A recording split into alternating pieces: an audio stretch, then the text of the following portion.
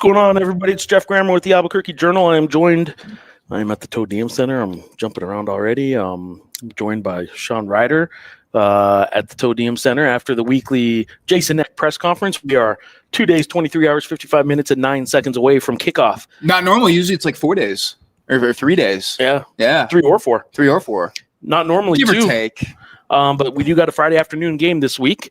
So the Tuesday press conference puts us, if I was a guessing betting man, I would bet it's about 2 days, 23 hours, 54 minutes, and 49 seconds away from kickoff against San Diego State. That's a pretty close guess.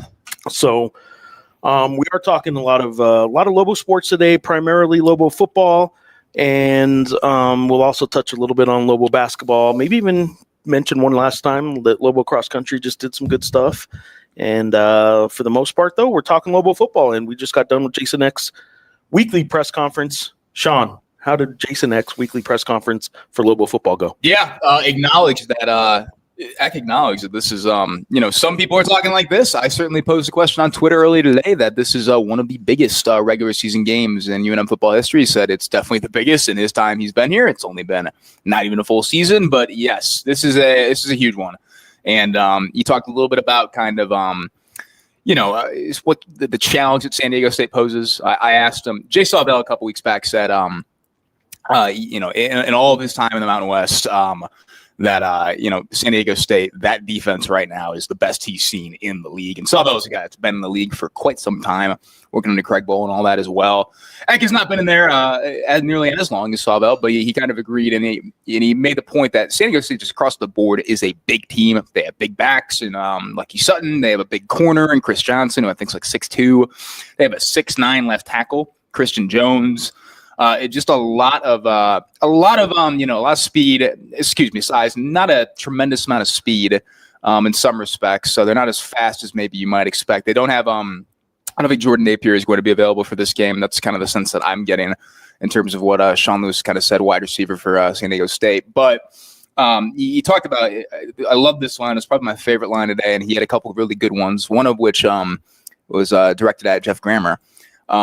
He said they're kind of like a 1998 Big Ten team, which made me laugh because Eck is a guy that is he certainly knows how a 1998 Big Ten team looks and plays. I don't know if you know this, but he played at Wisconsin, and he was a GA there in 1998 as well. So, actually, he might have been playing that. Actually, I don't remember. I don't remember if he graduated in 97 or not. If only. If only we had a I actually think he was. And if only we had a Wisconsin football beat writer, if only, at the Journal. But no, he kind of noted that. I asked him, Sean Lewis throughout his career has kind of been known for the up-tempo offense and, the flash fast, that kind of thing, that branding at Kent State that kind of got him on the map. And that was what he was expected to kind of bring to Colorado. And then that didn't end great. And last year they were kind of, billing things as Aztec fast and doing all that kind of branding and putting it out there. And that's really not how they play this year. It's far more of a ball control offense. Makes sense with the defense that they have. Of course, there is a notable connection to Eck on this San Diego State defensive staff. Rob Orich, the defensive coordinator, was Eck's defensive coordinator for 2 seasons at Idaho. Did really nice work for him there. I asked about Orich today, and I'll have a good chunk of Eck's answer in a notebook later on. But no, there's also another interesting New Mexico connection. Christian Washington was a guy that my first season here was expected to have more of an active season running back, and really didn't do much of anything, and pretty much just kind of got pushed to the sidelines. He's Lucky Sutton still kind of dominates the carries on that team, but Washington is the second leading rusher. He's just over 400 yards. He's had a pretty all right season. Rick Wright asked a pretty good question about him today as well.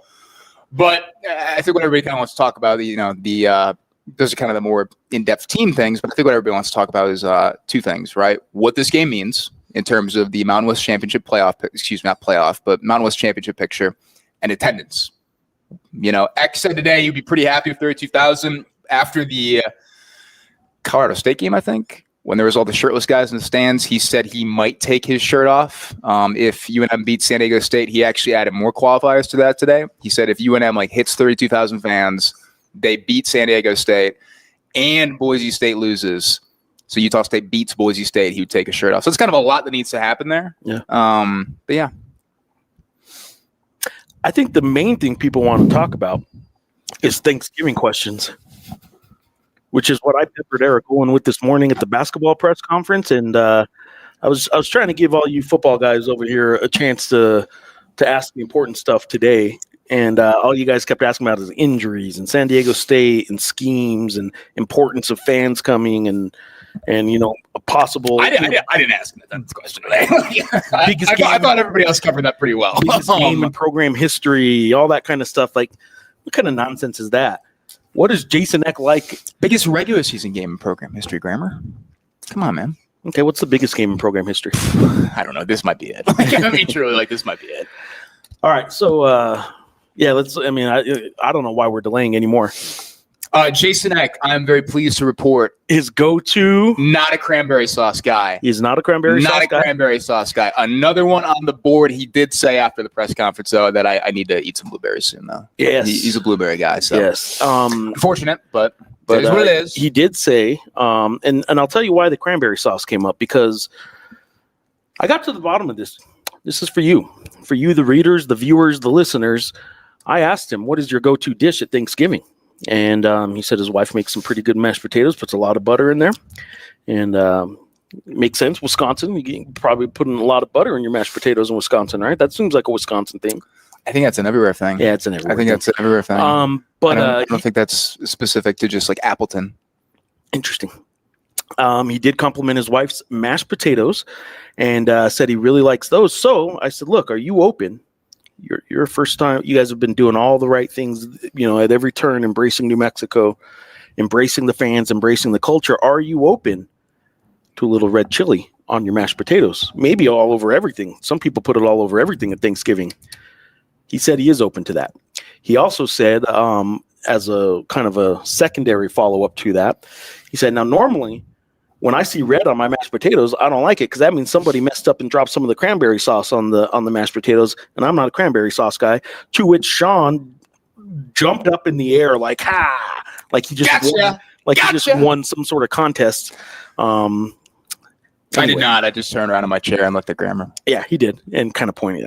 Gotcha. Nothing. Gotcha. All right, we'll get back to some serious questions. Yeah, let's get into it. Eddie Brock on YouTube is asking what are ticket numbers like. I did when I saw your question first pop up at the beginning of the show. I sent a text message. I don't know what ticket numbers are looking like right now, but I have sent a text message out. Hopefully by the end of the show or soon, I can give you an update. We got a complete stranger in right Richie. Now. Never heard of this guy. Yeah, this Richie guy. I don't know who this guy is. First time, long time? No, first time, new time. All right. I have a feeling our defense is going to have to win us this game with some turnovers and sacks. That's something I talked about today. It is whoever can kind of set up the position, get that sudden change turnover or whatever, or really just kind of make that happen in the way that I think that the good example like last week against Air Force was Carr, who kind of forcing that fumble on the sack, and Darren Agu recovering, and then all of a sudden you got a red zone possession right there. I think that is going to be a huge part of the game in a lot of respects. If either team can do that, they're probably going to be in an excellent position to win. So I agree with you, Richie. I did think it was funny. He was sort of asked. We've talked not to cut you off. We talked like on other weeks about like, that cut me off. You might have to like play a shootout and win a shootout. That was not the conversation at all today. He was asked like, well, what did Hawaii, how did they find success? And like, he was kind of asked like, the teams that have found success against San Diego State, like what were they able to do? Is there anything you can learn from that? Turnovers. Turnovers and special teams. So if you want to score against them, do it when their defense isn't on the field and hope their best cornerback isn't playing. Excuse me, Chris Johnson. Yeah, just hope that one of their best players is out. Are you okay? Are you going to be around for Friday's game? Oh my gosh, maybe not. Wow. At this rate. But yeah, that was sort of the answer. Yeah, score when their defense isn't on the field, and which does make it easier. And hopefully their best player won't be playing. So we got a unique thing happening right now down on the field. We have a bunch of people wearing white shirts, all wearing the same kind of white shirt, doing some sort of drills out there, and this is not the football team. I don't know what team this is, if it is even a team of any kind. Maybe it's like ROTC or something. I feel I don't know. tennis. You think it's tennis? I don't think it's ROTC. Yeah. Do you say ROTC or ROTC normally? I usually say ROTC. Okay. I did spell it out there, but I normally am a ROTC guy. Okay. But yeah, I don't know what they're doing out there, and looks like some sort of ritual, some hazing. Whoa. Okay. Whoa. Oh. Say that. Yeah. No. Too soon. Bach is asking on YouTube thoughts on Walter Moore 3, which is, I'm sure, the third. I don't have any deep thoughts. I have no thoughts. Oh, the recruit! Oh my gosh! Yeah. I thought you were not going to answer. I thought you were talking about like a San Diego State like guy. That I was like, who is Walter Moore? No, he's the backup corner. Yeah, I was like, who is Walter Moore? No, yeah, unique arrangement. I think he plays defensive end and wide receiver. So you got to be pretty athletic to make that work. He's got pretty all right size too. So that's Connor O'Toole style. Left here as a receiver. Did he do that? Yeah, he was a receiver here at La Cueva, and then he went to defensive end at Utah, and now he's with the Seattle Seahawks. Mm-hmm. And had Austin Denton Foundation on his cleats this week. Every player got to wear cleats this week with some fancy like shout out to some organization or cause. And Connor O'Toole, the former La Cueva classmate of Austin Denton. For those, Sean, that was before your time, so I don't even think you know who I'm talking about. But Austin Denton Foundation. Connor O'Toole. Yeah. No, I just looked up to verify his size. Yeah, 6'4", 227. So good size there for sure. Wide receiver and defensive end. I haven't seen his numbers at that level yet. One thing I loved, and it's not Walter Moore 3. He just had that. It's just Walter Moore. He had that in his bio as like 3-star, like a lot of recruits kind of do. What I did love was how he announced his recruitment. I don't know the last time I've seen a recruit say this. He just said, "Sorry for the late notice, but I have committed to New Mexico." Yeah. Oh, my bad. I should have mentioned. Sorry, guys. No. So it's like when I forget to push the game story out, and I'm like, "Hey, here's the game story from earlier tonight." By the way, so no, yeah, it seems like obviously 3-star prospect. I have not talked to anybody. Coaches aren't allowed to comment publicly about recruits until they have signed and all that as well. He has not signed, so I haven't talked to anybody about him on this staff quite yet. But it seems like a pretty nice little pickup. Lobo Leroy's in on X. How's the Eastern New Mexico community reacting to the new hire? I'd assume that the nepotism claims with the AD might raise some red flags on top of the obvious. Well, nepotism isn't the right word there. Connection. Yeah. And of course, Lobo Leroy is referencing. Yesterday it was announced, and they had the introductory press conference that Eastern New Mexico has hired Art Briles, the former Baylor and Houston head coach, far more known though for his Baylor tenure. Where he took the Bears to pretty unprecedented heights, and things ended, for lack of a better term, pretty disgracefully. Obviously, there was Briles was never penalized officially by the NCAA, and he did sue Baylor and won a wrongful termination suit. I believe was paid just over $15 million, but the NCAA Infractions Committee did come out in 2021 and said that they didn't penalize him, but they did say there was a deliberately incurious attitude towards some of the conduct of some of the student athletes in Baylor's football program. Briles had an incurious attitude towards them due to some allegations of sexual assault and some guys that I do believe that ended up getting convicted. Very dark chapter in Baylor's history. So yeah, that's why there is some consternation about a hire like this. Briles has been out of college football since I think he coached in high school for a little bit in Texas, and then he coached in the Italian Football League. He was hired by Grambling State in 2022, I believe, and then he had to step down 4 days later, resign 4 days later because there was so much public outcry after this. And this kind of came out of nowhere with Eastern New Mexico to a certain degree. Nothing. Oh no. This kind of came out of nowhere. The first official reports, I believe, from Mark Berman in Houston, former TV news director down there, was the first one to kind of break this news on Sunday night. From what I had heard, some of the people in the Eastern New Mexico community had kind of heard that it was, happening around Friday or so. And then it was announced on Monday, and they did the press conference as well. So I can't speak to the Eastern New Mexico community. I think certainly in the introductory press conference, somebody made a point in the press conference. Believe it was a fan to basically say, not really ask a question, but basically say, hey, we're backing you, we're behind you 100%. To which Briles said, thank you. Yeah. I did talk to, yesterday I talked to Ray Birmingham, who is former UNM baseball coach, but he's on the board of regents. I have a comment about the press conference, by the way, too. What's your comment? I will say too, media member. I was not down there. Media members was not present. Media members. We just sat in through the stream. Media members were asked to explicitly asked before questions were being taken to keep questions to football and the vision for the program. And I do understand that is a tough spot for local media in a lot of respects when sometimes things like this happen. But I think I know what you're going to say, so get into it. Yeah. With that said. I've certainly been asked to not ask questions at press conferences before. At a public university, if you get any state dollars, you have some obligation to answer certain questions. Mm-hmm. And we're not there to be friendly. We're there to tell the story. Sometimes, the vast majority of the time, you can do that while being friendly. But there are times like this where the elephant in the room has to be addressed. And the obligation, in my mind, of the media is to have asked him very specifically questions related to the reason this is a national story. Ask him about the reason this is a national story. He did take one question on that yesterday, and it was the closest it got to. Yeah, it was the closest it got to a direct question on it. And I'm not, to be clear, I don't know who asked. I'm not like attacking the person that asked this. The question was, I believe it's been 10 years since kind of the situation at Baylor.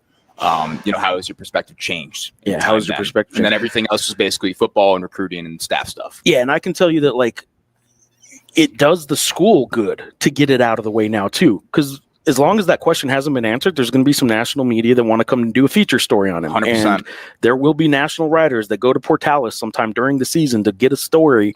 Had you just addressed it right up front and got it out of the way, then you can say we've addressed it and we've moved on. But until you've addressed it, you haven't addressed it. And that's the bottom line is, like, you have to address it when it's that big a story. It is a national story. Does he deserve a second chance? I'm wholehearted believer in second chances. And yes, he deserves a second chance. You got to address the damn topic, though. You got to. And for them to tell the media in a booster setting with a bunch of cheering fans in the same room that you better not ask this question, it sucks, but you still have to ask the question. And I've done that. I've had that done. And there are still people mad at me for press conferences like that in the past. And I think it should have been done. I think it should have been asked. And not just of Briles, but particularly for the athletic director. And I want to note this too. The reason Lobo Leroy is talking about it, mentioned nepotism. It's not technically like nepotism in the true sense of the word, but Kevin Feit is the athletic director down there. I think he was hired in May of 2024, something like that. Yeah, May of 24. So relatively new to Eastern New Mexico, but previously he was the associate AD for compliance at the University of Houston while Art Briles was at Houston. So there is an obvious connection there. He talked very glowingly about Briles yesterday in terms of not only his coaching acumen, but he said that Briles is the best football coach he has ever worked with, and spoke obviously just very, very, very highly, as you would expect at an introductory press conference. And he made a point to say, really, I think, I don't want to put words in his mouth, but you would probably think we was sort of addressing the elephant in the room in the moment where he said, I know Art Briles, I know his family. Yeah. I know this guy. And there's a lot of people that have said that. And that's fine. That's fair game too. Speak highly of him, but you got to at least one time address it when you're about to be the leader of young men at a university with a lot of young women. And you've been in a situation where young men and young women got into some really bad things, and you were the leader of that organization. Whether or not you got found guilty of anything or not, you are the leader of that organization. Answer the damn question, and don't try and scare people off before they even ask it from asking it. All right. Before, in terms of the Eastern New Mexico community reacting to the new hire, I can't speak for the entire Eastern New Mexico community. I did mention that I talked to Ray Birmingham, former UNM baseball coach. He's on the board of regents down there. And he said, I trust our president, I trust our athletic director, but he admitted, there is a little bit of caution because of the situation that obviously transpired at Baylor. And I thought he spoke pretty eloquently about it in that sense. He said, you're going to want to kind of keep an eye, but he said he did trust the president and the AD, and he thinks he'll probably work out all just fine. So, and Art Briles, we can now. We said all that stuff. We can now say, from a football standpoint, there's not been a more decorated football coach, to my knowledge, coach in New Mexico, has there? You could say maybe You can maybe make a little tiny argument for Bronco if you wanted. Like, I guess Broncos got I think our Browse had national awards that Bronco he was didn't. AP Coach of the Year. And Bronco did not win that. He was AP Coach of the Year. I know that. Yeah. Obviously, back-to-back Big 12 championships. Coached a Heisman winner. So yeah, I probably. Yeah, we are expecting Eastern New Mexico to probably start scoring a good deal of points real soon. And I think they're going to have a lot of good oil money for NIL. Yeah. All right, moving on to some more UNM related matters. Quick hoops questions. Why do we look so incredibly bad, but also pretty decent? Yes. I mean, I guess that's how I would answer that. Like, they looked awful. That was one of the worst halves of basketball I've seen in a long time against Nebraska last Thursday.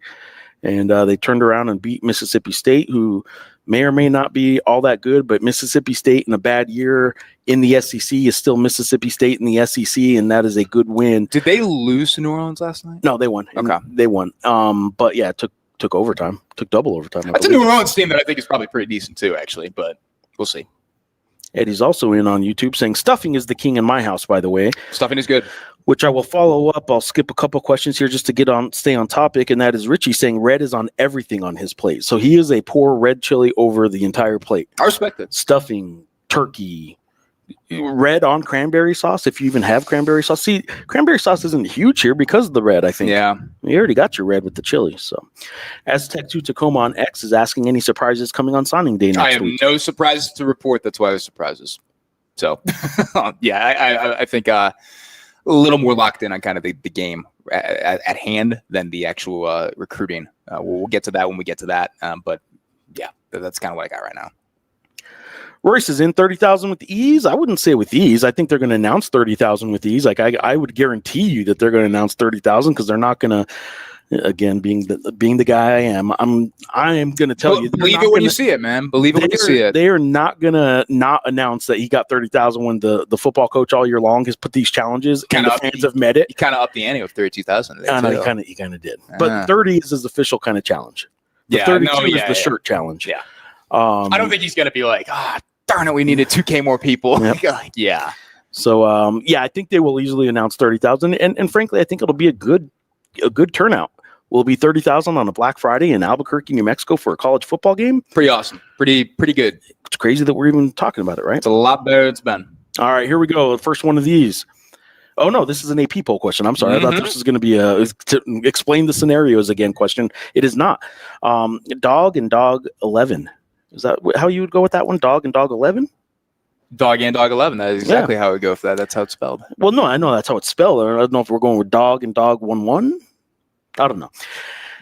Sean, if UNM wins on Friday, will they get a look in your AP poll? Finish 9-3 with a win over with wins over the the kind of front runner and the front runner of the league in San Diego State, and then for most of the season, I should say, and then UCLA. I'll be honest, no. I'll be honest. Such a hater. I mean, a hater. Maybe I need to think about it a little bit more, but it's not something I'm kind of actively like prepping for. They'll get a look in the sense that I go through every single score of the week, and I try to watch as many games as I can. But I don't. I don't see it happening. They're not a top 25 sniffer right now. No, I don't. Maybe if you didn't have that San Diego State team and you're finishing kind of 10-2, that's a different deal.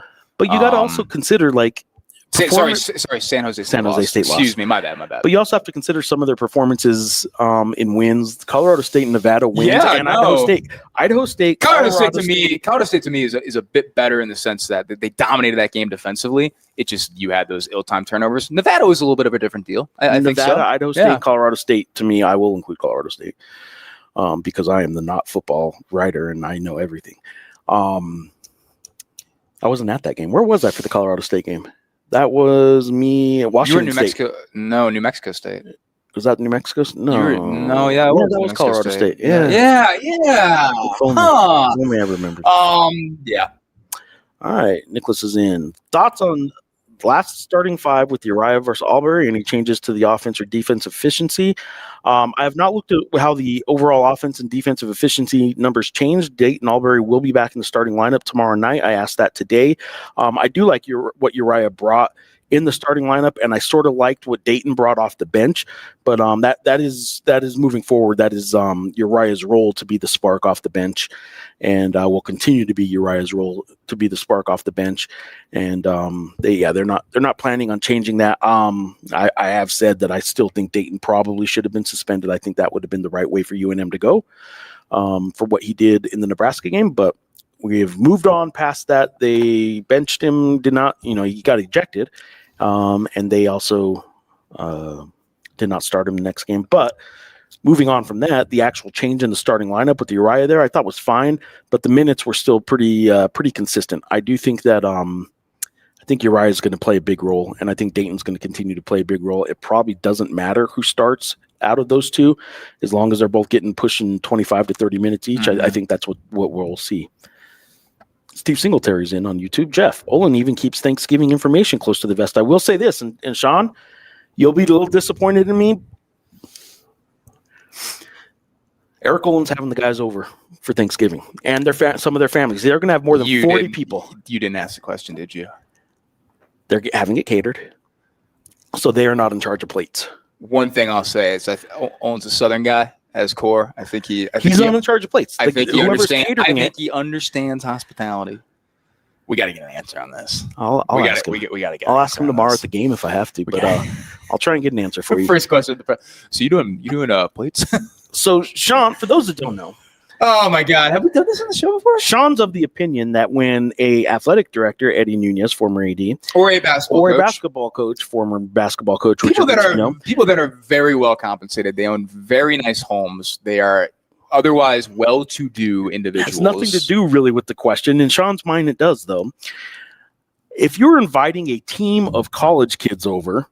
You say college kids like they're bums off the street. Like a team of college deserve kids to be treated right. I ate off plates in college. To your house constantly. For a large dinner of like 20 people or more, or 20-ish. Let's just call it 20-ish people. Maybe give or take a little, 20. 15 to 20-ish range. Yeah. Not an overwhelming group. And you're putting just a big old pan of scoop it out kind of catered pasta. I think it was pasta on one of those, right? And pasta on a paper plate. And in the case of the basketball team, they're over there in basketball shorts and slides and like T-shirts and hats on backwards like a bum. Whoa, okay. And right. I'll go to a restaurant in shorts and eat off a plate. Sean is of the belief that because of their compensation, they need to serve that dinner on hard. Not China. Entirely because of the compensation. He thinks it's good hosting. I think it is good hosting. I agree. Yeah, I think if you have a bunch of college kids over for a free meal, like they don't care if they're eating it off of paper plates or not. I think it's just the little touches. I know these are people with homes. Are you going to invite somebody over to do the dishes? Or is Richard Pitino reaching into that? I know these are people with homes that have big sinks. They have dishwashers. They have nice dishwashers. Came up in the conversation this morning with Eric Olin. He said we don't have a sink. He did say we don't have the kitchen to cook, is what he said. We don't have the kitchen to cook for that many people. Okay, that's a little bit different. He's got a dishwasher? I'm sure he has a dishwasher. Okay, yeah. And same thing. I don't have a dishwasher. Still do plates, though. If you had 40 people over, you would serve them on. You have 40 plates. Do you expect Eric Olin to have 40 plates? If I had 40 people over, we'd be violating a lot of fire codes there. Do you expect that would be a disaster? Do you expect Eric Olin to own 40 plates? No, but you can always get your hands on plates. Jason X having people over, right? Oh no, they're doing it actually. Yeah, they're doing it at the pit. So he gets away. He gets away with it. It's a neutral site. It's different. So Jason X, he's not technically hosting them at the pit, like in the way like we're hosting. Like if I hosted you at my apartment. Now that's a different deal. He gets to pass on that between football and basketball. Yeah, I am actually. I'm pitting football and basketball against each other. What a silly tangent to get into. The ordering of the Thanksgiving Day meal, by the way, is done with Talia is doing Garza is doing the she has the menu kind of going for basketball. She's the director of ops over there at Lobo basketball. And remember, there's a lot of international guys on this team that don't really care about this Thanksgiving in the same way. Mike Bradbury said a funny thing this morning because he did a presser right after Eric Olin's, and they asked him, they're like, all right, well, you guys they're going to Naples. They have a tournament, and they play Thursday afternoon. And because they play on Thanksgiving Day, somebody said, well, you can't really enjoy Thanksgiving. He's like, why not? I'm not playing. Yeah. Shout out Bradbury. Yeah, that's awesome. He's like, I can still eat. Good for him. So he's still planning to eat. And after the presser, I walked up to him. On the bench, I was like falling asleep. I was like, yeah, you could bring food to the bench if you want. He's like, yeah, I think we play like at 11:30. So I could bring bacon. Oh yeah. So he was like, it's 11:30. I could still do a plate of bacon if I want to, right? Bradbury's got that right. A lot of respect on my end for that. I appreciate that. I did think that was a good. That's good stuff. Good answer there. Eck also had a very funny comment about firstborn children today that I'm not even going to try and paraphrase right now, because if I paraphrase it, I didn't hear it. The must-win situation. I didn't hear it. I think it was when there was some chatter going on that I couldn't hear. Oh, wow. So then I am going to just have to clip that and put that out there. But yeah, we'll get to that later, man. All right. Get to that later. With Thanksgiving and Black Friday happening this week, is 32,000 a realistic possibility? I think they should give away TVs at the gate. How big is like Black Friday out here? I mean, it's same as everywhere. Everywhere, but that's also Black Friday has gone downhill in the past decade. Have you ever been a Black Friday guy? Well, I worked at Toys R Us during Christmas season. Yeah, I was a Tickle Me Elmo season. Jeffrey, oh my god, Tickle Me Elmo in its heyday. Look it up, kids. Don't you have a picture of you and Jeffrey the Giraffe? Well, I mean, they hired me because my name is Jeffrey spelled that way, and I did. I was literally at Toys R Us in Las Cruces, New Mexico, working Black Friday in the Tickle Me Elmo year of or whatever God. It was, and I was offered once $100 to go in the back and find a Tickle Me Elmo, and I'm like, I'm not hiding them. We're not trying not to sell them. All the ones we have are out here sold, and I wasn't hiding one for anybody, so I didn't. I took the guy's $100 and left. Is there a realistic possibility? Yeah, it is, because I think Black Friday isn't exactly what it once was. Yeah. I think 32K is a possibility. Yeah. I think you have the element of it's the holidays and all that. It's not like people are working a ton of people are working on Black Friday and all that as well. So I think it's a little different. You don't have the youth sports thing kind of holding you back normally on Saturdays, families and all that as well. 32,000 would actually up their attendance this year, would increase the story that came out today on D1 Ticker. Mm-hmm. The year over year attendance jump for UNM leads the nation. 51% better attendance this year than last year. They're ranked number 1 in the whole country, which also means they're ranked number 1 in year over year attendance jump in the Mountain West. Forgot to mention it in the press conference today. Forgot to ask about it because I'm a dingus and I wish we had a football beat writer. But Spencer Nowinski is one of the initial nominees for the Broyles Award, which is annually given to the best assistant in the in all of college football, and I think it's a very richly deserved nomination. Defense has been awesome as of late. I think they are the well. No. Finish your thought, because I'm a little worried about something. Go ahead. I think they're the most improved rushing defense in the country. They're improved by 106 yards. Go on. Oh no. What's up with your dad's cat? Oh, hi guys! Just got home with Dad and his Ohio State cast, and we don't know what's for dinner. Unsure of dinner. That's not good. Oh no, I don't know. Yeah, whole family is still back. My dad had a procedure done last week. Shout out Steve. Hope he's Ohio State cast, huh? Yeah. I'll show it to you right now. It's It just is it's just that shade of scarlet or whatever. I don't think it was on purpose, but yeah, look at this. It's like a Christmas stocking. Yeah, it looks like Christmas stocking. Yeah. There we go. Ohio State. There we go. I can't believe I just showed my dad's cast on the live show, but unsure of dinner. Unprecedented. Unsure of dinner is unprecedented. Unsure of dinner kind of has me worried. You should try have I mentioned there's been this kind of viral here in Albuquerque on some foodie channels, like foodie networks, social media and stuff like that. But in groups here in Albuquerque, this viral flank steak recipe going around. I'm not tapped into the foodie network. I'm not sure. I'm not sure where it's coming from. You know me. I don't know. I'm not tapped in. Any chance the schools leaving next year change their schedule and stay? No. All right. Who wins in a race? Hobson Samuel, Grammer running towards a screen with La Bamba playing, or Reider running away from a grape? Yeah, I'm going to go have to meet Grammer. So if the screen is at the bottom of the hill and I could just roll. Ooh, that's a good one. I know that's not technically running. It's a steep hill too. Yeah. But if I can get, the inertia going. He didn't say it had to be running. Well, yeah, he did actually say running rolling towards the screen with Lobo playing. That art contest, I won. I'm gonna go $500 in prizes. I'm gonna go Hapton. Me, you do that. Hapton's is a good runner. Smash that subscribe button for hot takes like this. Hot takes like that. NCAA Division I cross country champion and NCAA 10K track and field champion. Yes. Nicholas is in on YouTube. Are you saying UNM will lie about attendance, Geoff? Also, did you find out the tiebreaker scenarios? So we can run through the scenarios real quick. And I'll go with the attendance question while Sean is pulling up attendance scenarios. I think attendance scenarios, tiebreaker scenarios, whatever.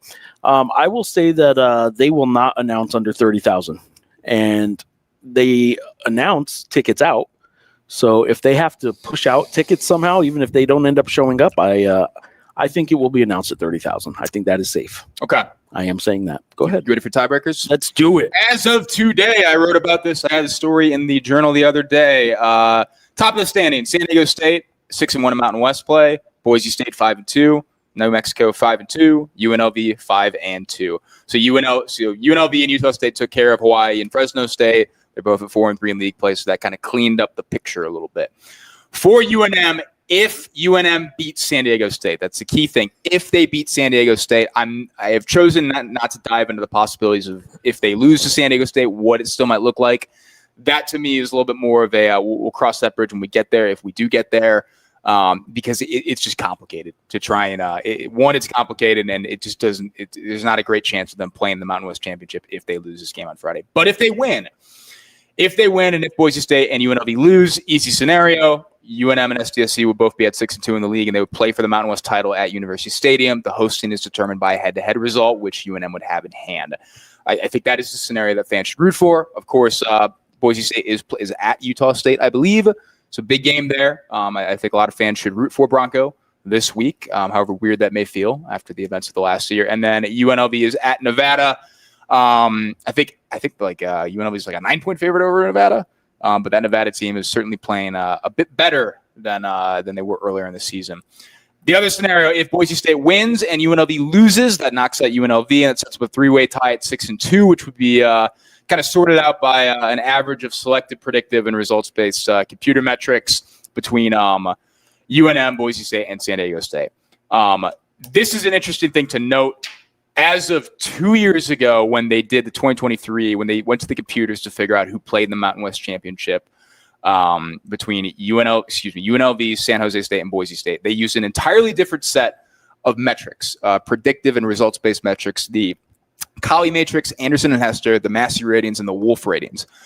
Those were more traditional kind of BCS style ratings and all that. They changed that last year. It is now Bill Connolly's SP Plus, which is run through ESPN. ESPN's strength of record, Factor Sports' KPI, and then the Sports Source rating. I believe Connolly and Sports Source are the two predictive. I think they're the two predictive metrics, and then SOR and KPI are the results-based metrics. So you have two sets of each in that boat. What they do is they add up where everybody stands in those kind of ratings and all that, and then they divide it by 4, and that's what they do. In this case, where it's if Boise wins and UNLV loses, it would be UNM, San Diego State, and then Boise, and they would do just exactly that with ESPN SOR and S&P Plus and all that as well. And as of right now, I don't know. I have to look later. On how some of the jumps have looked from week to week, depending on opponents and stuff like that. I don't know if it's going to be like if UNM beats the crap out of San Diego State, do they jump up a bit more? I have to figure that out with some of these. I don't think it'll really happen with the predictive metrics, but as of right now in this scenario, the numbers do not really favor New Mexico. Only one of them, ESPN SOR, one of the results-based metrics, has New Mexico over Boise State. San Diego State is in the lead in all of those, so it's not a super promising situation. I have not been able to look at Sports Source. You have to have a subscription for it. I have not bought that subscription. I probably will crack and do that later in the week, but we'll see. So basically just going to the computers in that situation, the metrics there, it would basically be a San Diego State, Boise State title game in San Diego as of right now. If Boise State loses and UNLV wins, that would set up a three-way tie at 6-2 between UNM, San Diego State, and UNLV. The Lobos would host because they have a 2-0 record against UNLV. They would have a 2-0 record against UNLV and San Diego State. And then they would just go to the metrics there and figure out who UNM plays. So it would be most likely San Diego State going by the metrics. If Boise State and UNLV win, it's not a super ideal situation for UNM either. That's a four-way tie at 6-2. We'll go to the computers, and New Mexico is at the bottom of just about all of them. They're ahead of Boise State and SOR. Again, I got to look at Sports Source, but that's kind of the picture we're looking at right now. I could talk a little, Frank with UNM, the SID for football. I'm sure if you're watching the show, you actually know who Frank is. Kind of talked about the plan after. Because that Boise State game is so big, what's going to happen on Friday, because Boise State and Utah State play essentially at the same time. I think they started there. The kickoff is at 2. UNM is at 1:30. They're going to wait until that game is over before we do the press conference on Friday, just so we're not asking about things that we don't know about, right? Because the Boise game is going to be done around the same time. So if it's still in play, the post game is delayed. Yes. Wow, that was slick. Basically, the way to think about it is this: you really need Boise State to lose. UNLV is not the biggest deal in this regard, but a loss there would still be quite helpful. It would set up the easiest way for UNM to get in, but you need to take care. If you're UNM, you need to take care of business against not South Dakota State, San Diego State. Yeah, it's San Diego State. San Diego State. West. That's the team, and a Boise loss would be huge. So we've talked about at what point is it going to get to where they control their own destiny. They still have a lot to say by winning the San Diego State game, but they're they kind of never got to that point to a certain degree because of just how things are shaking out. And the thing about the four-way tie. The last one, if Boise wins and UNLV wins, that's probably going to be San Diego State and UNLV Mountain West Championship game, which has to be a pretty bitter pill to swallow if you're UNM because you beat both those teams in that scenario. Got it? Yeah, everybody got it? Okay. So there's an article you can read on ABQJournal.com detailing all these scenarios. The quiz starts now. The quiz. Real quick, different sport. Tulsa beat San Jose State earlier today in Mountain West Hoops, 81-51 in the Acrisure Arena. Tulsa beat San Jose State? Tulsa beat San Jose State 81-51. Last night, San Diego State lost to Michigan, number 7 Michigan. Michigan, man. And preseason favorite San Diego State lost 94-54. Yeah, they got rocked. And that was not a misleading score. They were bad. Yeah. And Michigan was good. Michigan has had a little bit of, I don't want to say like playing with their food. Really, they've kind of underwhelmed me to a certain degree to this point in the season. But that was, maybe San Diego State isn't as good as we think, but that was pretty impressive. It was. And then currently going on in the Maui Invitational Losers Bracket on ESPN2, number 23, NC State 54, Boise State 47 with 8.5 left in the second half. Wait, say that NC State. 54-47. NC State over Boise State with 8.5 to play. Thank you. Here's the scary part for Boise State. If they lose this game, they're probably playing Chaminade in the last place game of the Maui Invitational, and the Broncos, as we know, are already 0-1 against Division II teams from Hawaii this year. Yeah. I mean, they have shown that they have a hard time beating Division II opponents from Hawaii. As Will Weber kind of put it today, like every team has like an underbelly, right? Yeah, soft underbelly, and it's safe to say Division II teams from Hawaii. Interesting. Certainly that underbelly for Boise State. All right, I'm going to answer this volleyball question. Desert Lobo 72 is in on YouTube. Will Lobo retain the volleyball coach? He hasn't fired a coach at UNM yet, has he? Floor is yours. Yeah, I spoke to him last week about this, and he said he's gonna. It is like he had to get through this past weekend. First of all, Lobo did, where he had to travel for nationals for cross country. He had to travel to Colorado Springs for a big football game, and he was in Kansas City for 2 basketball games. Now he gets to worry about trying to get in a holiday week, 30,000 people into a stadium and all that. But yes, volleyball evaluation is on the forefront right now. He was hired last December. And volleyball was already in place. He made no off-season decisions on volleyball last year. So this year he does. He has to evaluate. And this is what partly what he has to evaluate. What does UNM want and expect out of its volleyball program? You have to remember, volleyball is not given the same sort of resources here that other schools in the Mountain West have been given. You have to remember that it is a Johnson gym. It is kind of separate from everything else. It is not apples to apples where, like, hey, if you're in the Mountain West, we expect you to win kind of thing. Like, there is some context that is needed, maybe a little asterisk on the chart needed. And he, before he makes any decisions, the decision has to be made on what is expected with what they are giving the volleyball program, and then he will make a decision on kind of who's the right man or woman to lead that program. But yeah, as of right now, a decision has not been made to my.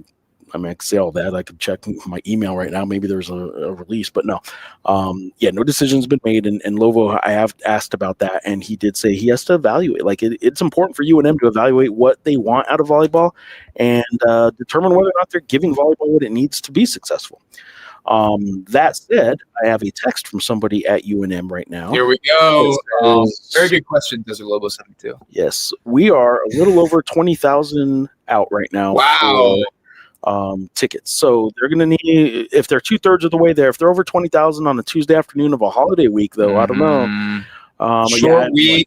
What is the market? What does like a walkout market look like on a holiday week? Yeah, I don't know. So it's going to be tough. I think it's going to be tough to get to 30. I still think they'll announce it at 30, but I think it's going to be tough. Over under true attendance 27.5. I only go with announced attendance. I don't even play the true attendance game because I'm not going to count them.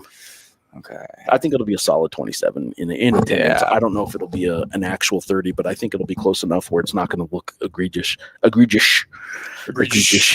Eddie, we are in the same room, Reider Vision. Yeah. We are in the same room. Mm-hmm. We could do, like, I guess we could both stand in front of my computer, sit, stand, whatever. Eddie, in fact, JT Rock wished to be big, not unlike Tom Hanks in the movie Big. Great movie. I do like that movie. Yeah.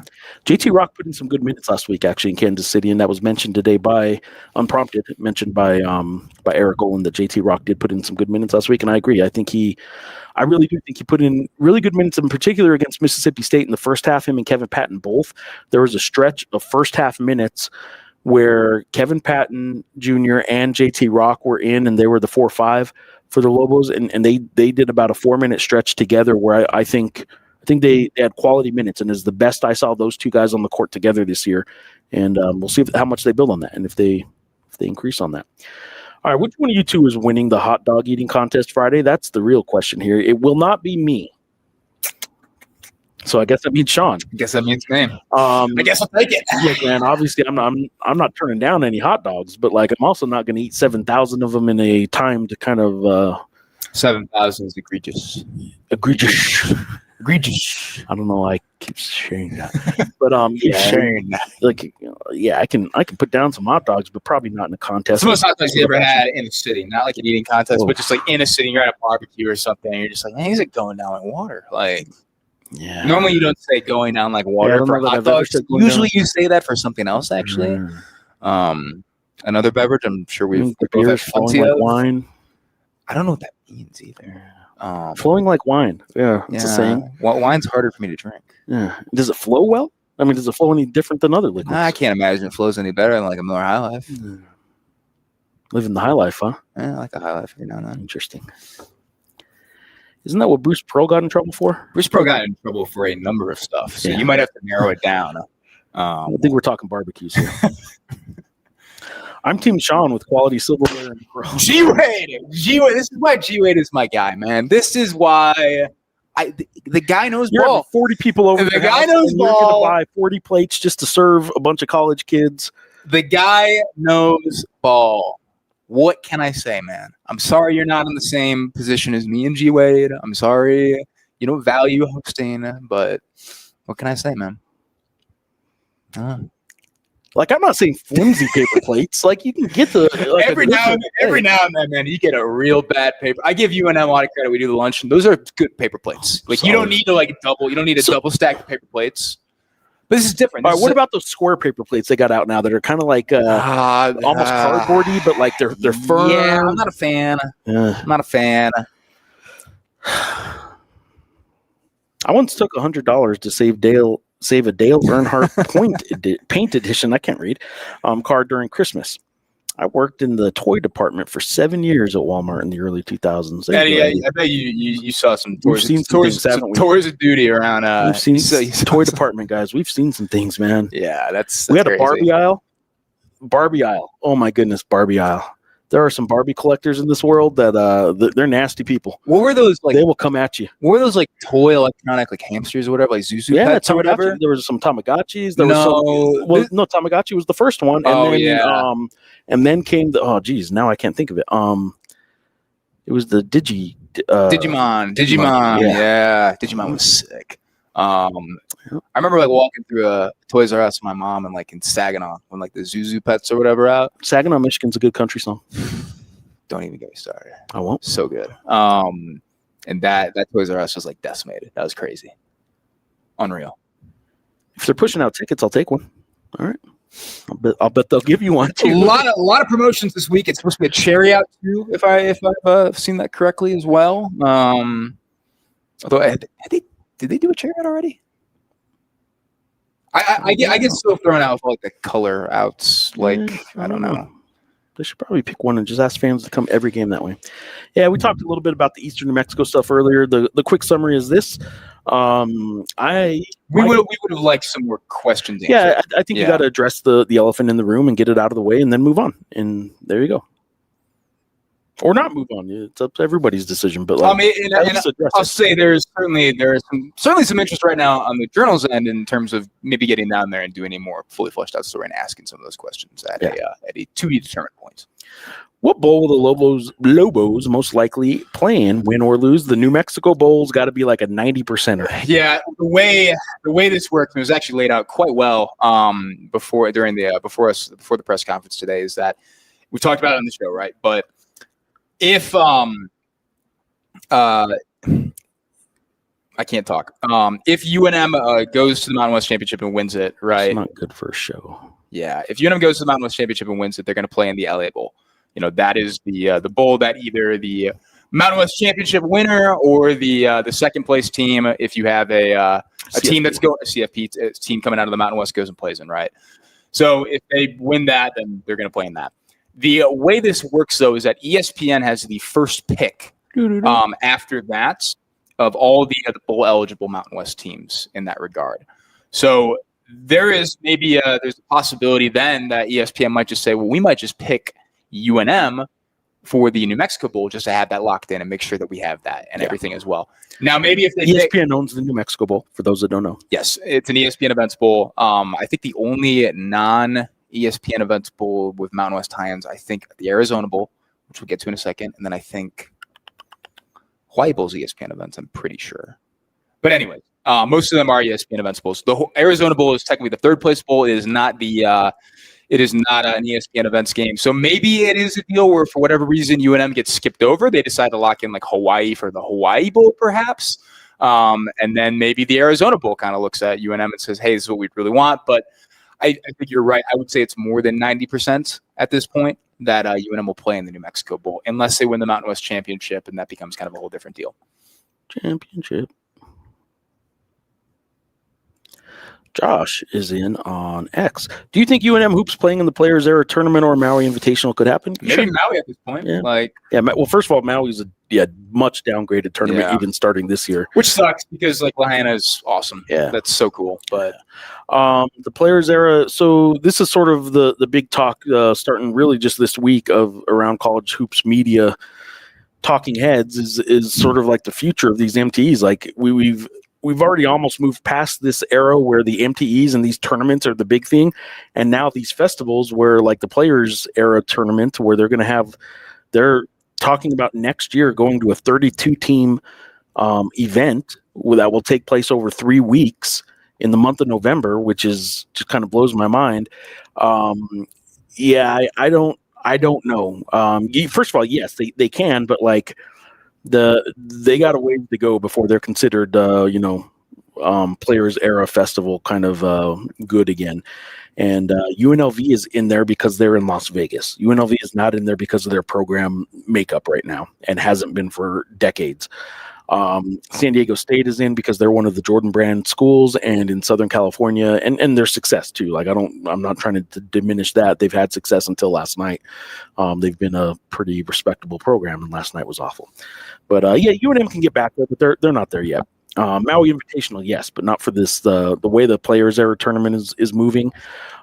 When it expands to 32 next year, I suppose UNM might be a fringe kind of team because they don't want just teams from back east. They don't want, they might be interested in a team like getting some New Mexicans to Las Vegas kind of team. So we'll see. They got a ways to go, though. Nicholas is in. Let's go Bronco. Wow, that sounds like a Lobo fan rooting for Bronco Mendenhall. I think a lot of Lobo fans should be rooting for Bronco Mendenhall, if only for one more time in your life, because this is he could really come through in a big way. We got a summary of Sean's description of the playoff scenario. Very Charlie Kelly, like at the whiteboard and all this stuff going on. Clear as mud. Clear as mud, indeed. Yeah, sorry. I think it's easier to read. I don't know what you're talking about, Rob. Geoff's looking for all the Boise State Twitter smoke. I don't know what you're talking about. Okay. We got 5:46 left in the Maui Invitational. NC State 60, Boise State 49. Boise State, man, if they don't come back, they will be playing D2 Chaminade in the last place game. That is the second game of the season. Boise State has played against a Division II team from Hawaii. Why has Boise been so kind of disappointing, in your opinion? No comment? You're just gonna say are we talking basketball? In basketball, yeah. To this point, maybe I shouldn't say like overwhelmingly disappointing, but you do have the D2 loss there, and like a couple really close wins. Should have been 13-point wins. Yeah. Tyson Dagenhart, I just think they had a program identity for 4 years, and it was a guy that just left. So that's part of it. NMSU was a cherry out. Thank you. There we go. So yes, there was another one. We did a cherry out for NMSU. Thank you. There we go. And third in a row. NMSU was a cherry out. It's almost like I wasn't there. You should have gone to that game. I should have been there. Right? You were one of the few that wasn't there. That was actually the one game I could have missed for some other stuff, actually. Desert Lobo 72 is asking, has Eastern New Mexico ever considered going Division I or FCS? They would be good fit for the South. That's a question for you. I don't know. I don't think so. I mean, there's not a D2 school in this state that has the financial makeup right now for that. Do you think? I mean, like, they're not. I'm sorry to disagree with you, Desert Lobo, but they're not a Southland level team. Like the Division II schools in New Mexico aren't. Like the Southland isn't like Division II New Mexico level school. Like there's still a huge gap between Division II football in New Mexico and athletic department in New Mexico and the finances and the Southland Conference. Yeah. Let's leave it at that. Lobo Leroy's in. Let's not be too hasty. UNM might not have a bowl game guaranteed. They might be playing first round CFP game instead. I don't know what fruits I would. I don't know what fruits I would eat if they got to the. Yeah, if they play in the CFP, you're eating all the fruit. If they eat CFP, I'll cover the game in a freaking grape suit. Like I'll do that in your Fruit of the Loom. Yeah, in my Fruit of the Looms. I just think I just Fruit of the Loom mascots. All those little guys dressed in fruit. Yeah, those commercials. Yeah, those are good. I like those. Maybe while wearing those, you should eat fruit. Yeah, not Fruit of the Loom. I mean, wearing one of those outfits. Not just saying you should just do it in your underwear. Yeah, sure. Yeah. No, I think. I know there's the graphic out there for 0.1% chance. I don't think there's any realistic chance. Sorry.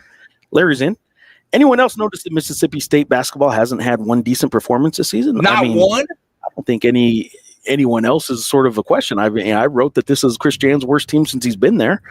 I think everyone knows that Mississippi State is down. They're ranked 82nd in Ken Palm right now. I think it was when I looked this morning.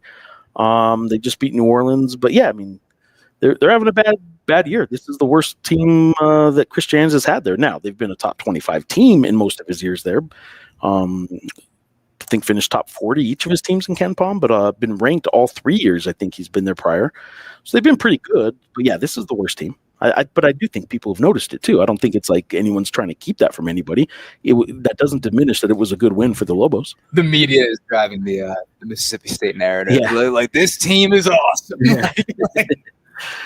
Tell the Boise fans it's constructive. Ooh, that's good. Interesting. That's good. Interesting. Yeah, let's go. Is the Mountain West looking like a one-bid conference this year? I still think it's two. I mean, Utah State's looking San Diego fine. State, but San Diego State will. Yeah, I think that's I think it's a two-bid league. Has the post-game press conferences gotten any bigger with reporters from last year, same beat writers? No, it's got bigger, and I think some places kind of. I give the Pitt Press credit. They brought Greg Archuleta, who used to work for the Journal back in the day, did a great job covering Lobo football back then. So, I mean, he has been at press conferences consistently this year. I think he's had a lot of press conferences. I'm happy to have him around. I think he's doing good work covering the team as well. So, no, I think it's gotten a little bigger. Daniel Zuniga also, he's doing his Couch Potato Sports stuff and everything over there. So he's been consistent this year. I think he's doing a nice job as well. So it definitely, this is I think this is the healthiest, kind of beat I've been around in terms of just pure size and people asking questions and all that in my time on the beat. So that's certainly been a welcome change in my book. I like that.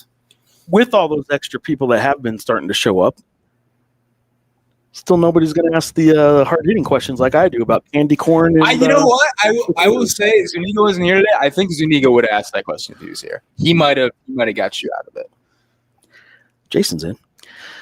We could break history again and have a bigger end of November crowd if we hit the 30,000 mark. Go get ticks. We will not get ticks. I'm not getting a ticket, but yes. I'll be here Thursday or Friday. I'll be here for the game. Are you going to be? The first football game I've been at for in the last couple times because I was gone for the last two home games. Yeah, I'll be there. Oh, no. What? You were at Nevada was the last one you were at, I think. Yeah. Okay. Richie remembers. You remember. I remember there were times of silence, but with Eck, it's a conversation most of the time. I think if you're that sounds deep. That was like really poetic. Like that in a vacuum, if that's just a standalone comment, like that's deep, Richie. Yeah, no, it's definitely Eck's an engaging guy, and I don't think I've really seen him on the beat kind of like, like shut down a question like Mike Norvell style or whatever. Just give a one-word answer like no or something like that. I don't know. He kind of came at me today with his like, whoa, what did he say? He said, you really have a knack. He said, I really respect your knack for getting under other people's skins. That's right. Jason Neck to Geoff Grammer. I respect your knack for getting under other people's skin. I will say, like you said earlier, though, I don't think for you it's just some kind of God-given talent. You've worked at it all these years. Yeah, it's not. You've taken it to another level. So just a knack. I mean, like it's not just it just happens. It was earned, not given. This doesn't just happen. No, I don't just wake up looking like this. It's an art form. But yeah, no. I think there were some times definitely in the past couple of years where it felt like some press conferences were always just going to kind of fall off a cliff after like some very initial questions, and that was when I felt like I needed to ask 7 questions in a row and kind of make sure we're getting the most out of it. But not the case this year. It's been a very healthy beat. No, I heard 7 or 8 in a row at the end of the presser today. Well, that was a different deal. Frank just said, close us out. And I said, okay. And then I was like, no, we got Jammer. Thanksgiving. We got Gammer and Reider. I'll be at the game Friday. Go Lobos. Oh, yeah. All right. We go. That is, it looks like Senor Tout. And it's not. I was going to say Senor Tout to what are we looking at here? Sergeant? No, wait. Sergeant out of SRT out of New Mexico. Yeah, let's go with that. SRT out of New Mexico. What's your favorite? That's something like we're just missing right there, right? What's your favorite Black Friday song? My favorite, La Bamba. Black Friday by Steely Dan. Black Friday song. Black Friday by Steely Dan. Okay. Yeah. What's your favorite Thanksgiving movie? La Bamba. Planes, Trains, and Automobiles. La Bamba. The Last Waltz. Is it wrong for me to feel like we're becoming the Big Sky Conference because of the realignment? No, I don't think it's entirely wrong, but I don't think it's entirely wrong, but I don't think it's entirely like true either. In a lot of respects. I don't think it is. The Big Sky is still like, it's one of the better FCS leagues, but there's still a lot of athletic departments in there that really struggle to fund some things and kind of get programs to the level. So, and that is, even though you have all these teams leaving, there's still going to be some athletic departments that are able to put some good stuff out and fun things. Any opinions on the topic of moving the New Mexico Activities Association State Football to University Stadium? Seemed to blow up a bit on Twitter this week. So this did blow up on Twitter. I do have thoughts. You have thoughts. I don't, except for I have been in the office multiple times when our good friend and colleague James Yotis has talked about it. And man, oh man, that guy is passionate about. Were you there that night? I just said, hey, you know what I heard? Heard somebody mention, and I just heard somebody mention this topic, and then talk about, oh my goodness, just match to a flame.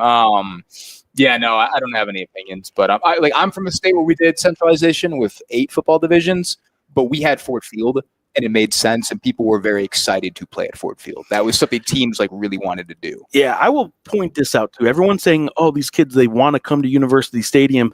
A lot of the same fans that are saying University Stadium is a wreck and needs to be renovated and how embarrassing it is are the fans saying, like, oh, we should host state championships there. I mean, no, let's not play that both ways. Let's do this.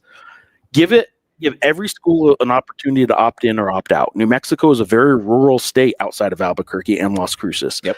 Give the small schools an opportunity if they want, and don't just do surveys that are based on people in Albuquerque either. Give the Alamogordos, the Lovingtons, the Artesias a chance to opt in or opt out. And if they are the host team, if they're the higher seed or the host team, which is another topic, how they determine who the host team is. But before every state tournament, or maybe before every season, every team opts in or opts out. And if it comes to the point of the playoffs where they get to host a game, they can say they've already opted in. The decision isn't then. It is before the season where you say, if we are a host in the championship game, we will play it at University Stadium, or we will play it at the Aggie Memorial Stadium in Las Cruces, or we will play it at our host site. But have the schools decide. Instead of a bunch of fans deciding, let's let the schools, because it does mean something to some towns. It doesn't mean something to every town. There are some of those small towns I just mentioned that probably would still like to come up to Albuquerque and play, or go to Las Cruces and play, because it is their one chance to play in a big stadium like that. But there are also some schools and there are some towns that love their local. This is the running joke on the morning show with Symbieta and JJ Buck when they talk about this. But there are some small towns in I was about to say Alamogordo in New Mexico who like their local Tasty Freeze to get the business that day. Yeah. Who like 10,000 fans or 5,000 customers coming to the local Tasty Freeze in that one horse town that might not otherwise come. So, it is important in New Mexico and some communities to host. Artesia would love to host the championship in their stadium every year if they could. So I just say put it in the hands of the schools and make the decision not the week of the championship, but at least before the playoffs, maybe before the season. And if it comes down to your team that gets to host, now what do you want to do? The decision's already been made. So that's what I think you should do. What do you guys think about Coach X saying about the players not having to play their firstborn baby if they don't win? Kind of strange comment. It came out of nowhere, and I didn't want to say much about it because I didn't think I was going to paraphrase it correctly, and that's a weird comment to not paraphrase correctly. I'll clip it and post it. I will say it was. It probably sounds way weirder just watching it on your phone or whatever. It was funny in the moment, and he was kind of making fun of, and a lot of coaches would do this too, the kind of the must-win element. Oh, that's okay. That's what I heard you guys laughing about. Exactly. All right. I'm sitting in the back part of the. So it was certainly it was a little more random, and you could maybe say a little darker, but I definitely he was just kind of poking fun at kind of the the must-win stuff that people. Yeah. If they don't make the championship game, is there any recreation restrictions on how many practices they can have before the bowl game? Yes, but I don't know the exact number. And that's something that we would end up talking. I think they've changed this pretty recently too, but we would end up talking to them at that point and just figuring it out then. Desert Lobo 72 is in and asking who will be covering Lobo women's basketball now for the Still Journal. Ken. Yeah, Ken will be doing at least through the end of this season. Ken is both retired and still at the Journal. Mm-hmm. It's the best I can tell you. Different, yeah. How does UNM get an invite to the Crown? Would be good money for the program. The Crown, it'd be great money for the program, but the Crown invited Boise State last year because the owner of the event was a Boise State guy, I believe, is how that happened. But I don't know. I'll look into that later. I'll try and figure out exactly who makes the official invites there. Does the NMA currently pay all of the costs to rent the pit for the high school basketball tournament? If so, would they be willing to pay for the football also? Yes, they pay UNM every year for that. for the basketball part of it. For the football part of it, the NMA, I don't know exactly, because I think concessions are still the obligation of the home team. So I don't know. Yeah, I mean, I guess we'll have to look into that, because I don't know how the football one works, because it usually goes to the site. So yeah, I don't know. James Otis would know, or would he? I can't wait to get a Coach X towel. I'm gonna frame it. Yeah, they're gonna have the rally towels with an Equity Trust on it. Deck on it too. What the heck is this? What the? It's realistic in terms of reworking X deal at the end of the season. Should it be on the table? Yeah, I think it should be. Yeah. Yeah. Hey, in terms of realistic, I mean, I think they'll get up to $2 million. Yeah. And I think they'll get the staff a nice little increase, but I just don't see it going north of $2 million. I don't know how it can. Yeah, it's pretty tough. But man, he is loving Albuquerque, though. Like, I think he is genuine. I think he and his family are really enjoying this year of their life. Yeah, it's easier to enjoy Albuquerque when you win 8 games in your first year, and you're potentially playing I think it's a little different in that sense, but I do think he is genuine, though. I don't know. I think it's easy when things are going well. You don't think he'd enjoy the lowrider? No, I think he enjoyed the hell out of that. And if he had 4 wins, he wouldn't have. I think 4 wins. I think he wouldn't have enjoyed it as much. Interesting. Yeah. I don't know. So put that. Okay. During the game, I go to the restroom. Oh, wait. Okay. During the game, I go to the restrooms right before halftime, and the major rushes. You had to have a strategy when going to university. Ball knower, yeah. I think you got to have a strategy just in general, anywhere, honestly.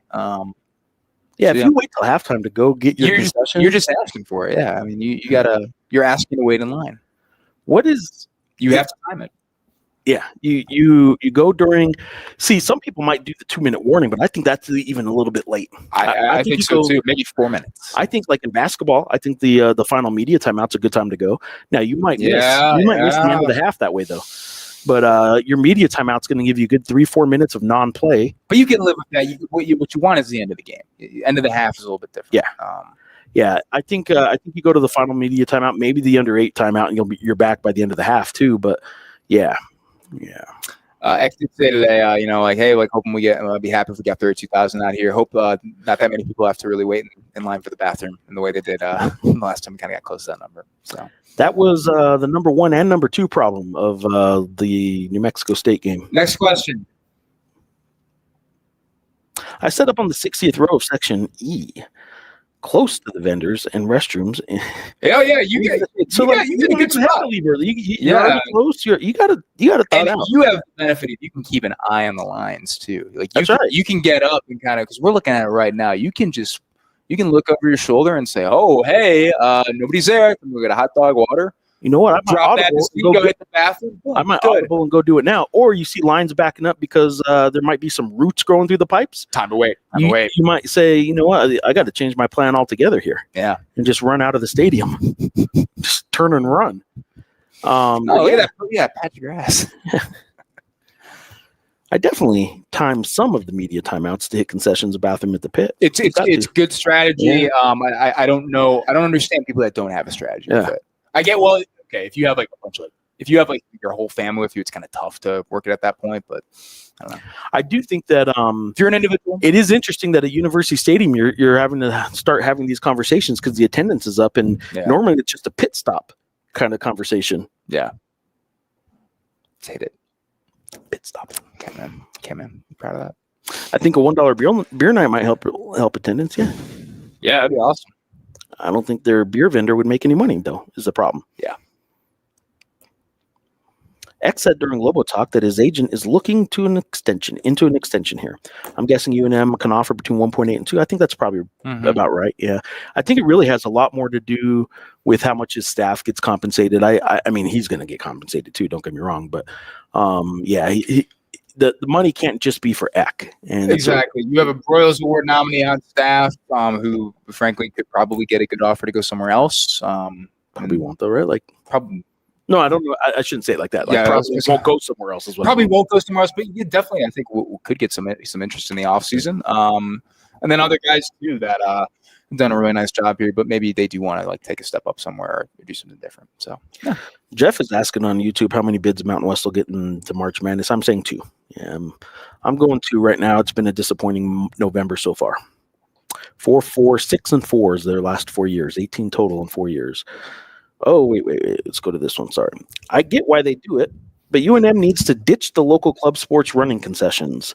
The volunteer labor is kind of why they do it, basically, and they get a cut of the concessions when they do it. I've done that before. Yeah, they're inefficient and slow, and sometimes simply not motivated to provide quick concession service. I don't disagree with you on sometimes the service when you have a club team doing volunteer work. Sometimes the service, it sounds like honorable and that's good. They're just trying to make some money for their local team. But I've done this in the past.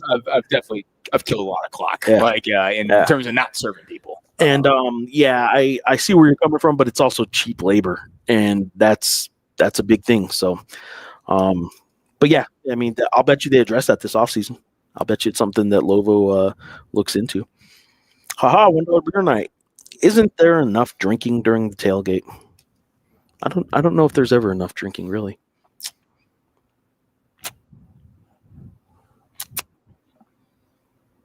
You think X sticks with the FCS transfer portal plan that he had success with this year? I think they're going to stick with wherever they can find the most value overall, right? If that ends up very hot take, right? If that ends up being kind of guys that that are just P4 like down transfers, and there's a couple guys there that they really like that they can get, then you probably pull the trigger there. But this is still a staff that knows the FCS ranks really well. There is a lot of guys, interesting names, hopping in the FCS portal right now, and the D2 portal right now too, actually. I think I think there's whatever they can kind of. I don't think it's going to be to the level though that it was this last year, where they kind of had to build the roster. I don't think you're going to see nearly as many portal additions because of a lot of the guys they have coming in from the high school ranks and all that as well. They have said multiple times we want to build through the prep ranks, and I don't think that's changing anytime soon. But I am curious to see how they tackle things in the portal right now. But I think it's probably going to be a mix of FCS guys, P4 and P4 down transfers. But I don't know. Wherever they feel they have the most value, they'll probably just lean into. Sports Suit 59's in on YouTube, and he's saying an easy way to widen the concourses on the east and west sides of the stadium would be to invert the steps. That's true. Invert the steps to the second level, a minimal loss of seating at the most, and widen the aisles by 3 feet. There's some truth to that. If you got rid of the steps basically and put them inside the stadium, the problem is like the back of the stadium on both sides is dirt right now. That would be the renovation needed, but the back of the stadium as I'm doing this, and you guys have no idea what direction, the east side is the soccer stadium. So there's a stadium over there too. So if you want to put steps in that you kind of come in from the back and have a concourse around the back, that's one possibility, right? A lot of stadiums have the steps up like this, where they're all sitting here watching the game this way, but you can kind of come in from the backside and then go up to your steps. So if you did that, that is one thing you could do here, except that on the east side, there's a soccer stadium over there. There's not really a good back way to get into your seats. So, but that does alleviate concourse issues within the bowl of the stadium at a lot of stadiums. You don't have this concourse. You're walking around in the stadium. It's actually under the bleachers, under the stands, where you're walking around, and then you get to your seats and go up. They kind of need something like that, but it's just tough. The infrastructure here is what it is. Is the best cop out for a show like this. Do we think Eck is we might have to get an answer on that. I will go Spotted Cow for now. Over Laney? Laney? Yeah, I would go Spotted Cow. Actually, maybe Laney. Yeah. I don't think he's like a Moon Man guy. You ever had Spotted Cow? No, don't know what this is. It's a beer. I don't know what Spotted Cow, Laney, or Wisconsin beer, New Glarus Brewing. You can only get it in Wisconsin. Interesting. Good beers. I'll have to follow up with them at some point. Spotted Cow, Laney, and Moon Man. Moon Man. Moon Man? Moon Man. Moon, as in not like a cow. Yeah, okay. Moon Man. Well, we got Spotted Cow, so I thought it was another cow. No, fair game. Fair game. I get it. I saw posts on Twitter saying BSU has around $4 million for NIL. Yeah, that was actually yesterday that post came out on that for football. And it was kind of funny because there was a lot of Boise State fans like, we have $4 million in NIL. Yeah, and if this is accurate, so I don't know the accuracy on that. But, I don't either, because I think it was Sawvell who said it, who just threw that out. Sawvell has been talking a lot lately. Yes, he has. Sawvell has been very chatty. It's not $4 million at UNM. I know that. How did you know? Was it getting to $4 million? What was the context of Sawville talking about it again? The question he was answering. I mean, thinking about competing, just being competitive and losing season. I'm trying to, because he also talked about San Diego State for a second in that too. Yeah, he said he was talking to Sean Lewis, and Sean wouldn't tell him the specifics. Thank you. Sean wouldn't give him specifics, but he knows it's not nickels and dimes like they have at Wyoming, basically. And it was sort of a look, man. I have nothing against him, but like anytime a coach complains about their lack of NIL and brings up specific other schools have in the have not thing, like it just comes across a little bit like sour grapes, and it's just the structure now, man. Some schools do have it and some schools don't. Yeah. And complaining about it just doesn't win over a whole lot of, like, you're not winning arguments with fans. I don't think people like that. I don't think Wyoming is a top 5 like team in in the Mountain West and in terms of NIL and stuff like that. I do think Wyoming has some resources though. And I don't think they're getting the most out of those resources right now. Yeah, that's probably by any stretch. So I think that's what's kind of Wyoming fans bond about Sawville. Time to the gates open Friday. If 1:30 is game time, 1:30 or 1? 1:30. Well, technically kickoff is 1:30. Yeah, I think it's 2:30 then. Or wait, I'm sorry. 2 hours. They're gonna play an hour. They're gonna play an hour. No fans in. Well, so they let them start coming in. They want to help the concession. Yeah, okay. I meant 2 hours, not 2:30. I don't know. Yeah. I think it's 2 hours. I think that they did that for the New Mexico State game. I think they'll probably do it for this game. They a 2 hour window, but I don't know. We should know. I totally agree. It's a great way to support the local community. And, of course, the cost decision. We're talking about the volunteers and the concession stands.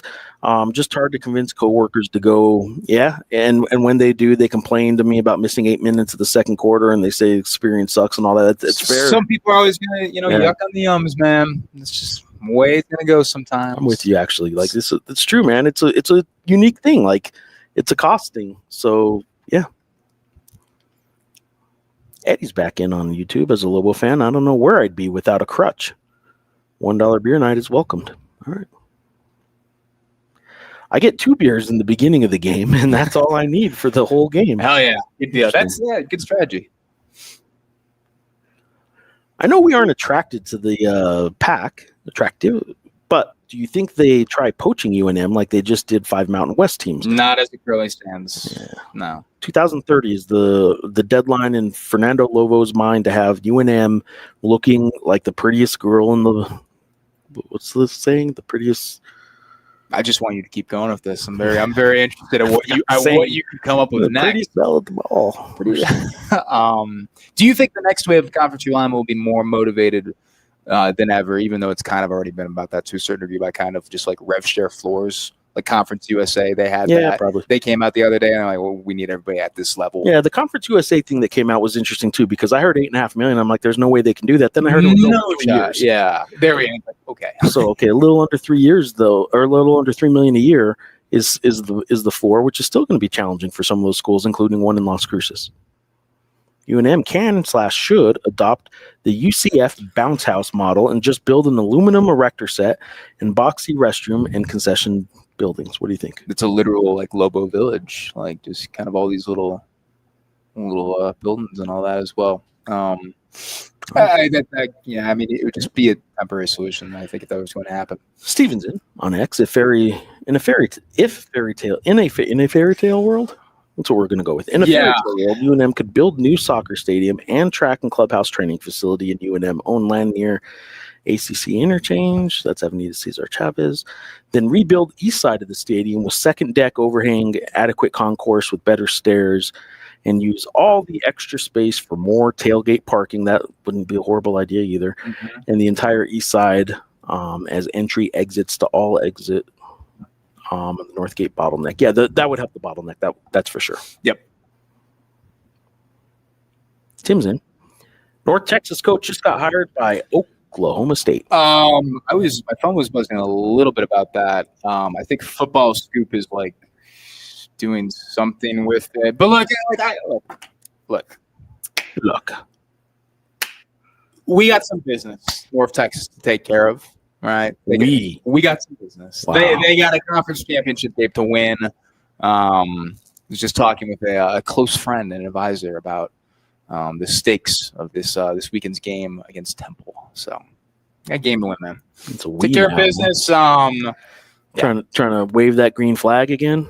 Something. Look, it's been a special season in Denton, Texas, brother. Special season. Need a Sunday Business Outlook centerpiece on what Coach X's winning culture has done for Albuquerque's economy. Good, you read it. I am. You guys looking forward to that. Yep, yeah, good. Have somebody on your desk do it. I'm not doing it. Let us know when that comes. Yeah, let us know. Awesome. That'd be awesome. Yeah, we'll talk about it on the show. Yeah, no, we would love to do that. I believe the 12th man in the audience will be a big factor in this game. Something X said he wants. And a lot of the players, actually, after the Air Force game, said they really want to. Mercury Swaim and Jack Lane were the ones that spoke, and they adamantly said, like, you guys make a difference when you come out here and you're loud. So, yes. No, I think they're hoping it'll be a difference. Speaking of the Air Force game, the band went. Mm-hmm. Band was Air Force was an interesting environment. They don't play, like, as much music in between as like other venues and stuff like that. So there were points where I was like, it's like quiet here. And then the band would start playing and kind of picked it up pretty nicely. So good on them. Battle of the Green Beret. Fighting Souls. Oh, man. A couple more. We're about to wrap up, guys.